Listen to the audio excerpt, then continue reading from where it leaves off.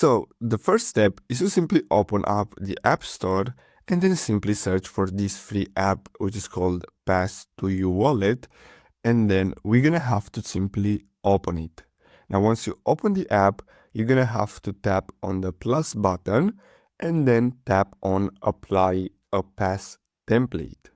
Now, once you do that, you're gonna have to search the car model that you have and then simply scroll down until you see the car model and then digital key, as you can see here.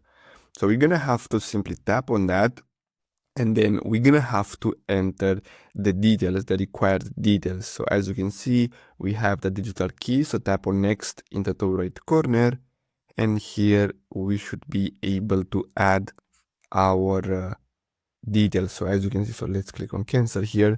So here we can simply add the NFC card and then simply tap on done in the top right corner and then tap on add again. Now, once we do that, we should have this car key into our Apple Wallet and we can use it as normal card without having to open up this app again. So I really hope you found this video helpful. Don't forget to like and subscribe. Thanks for watching.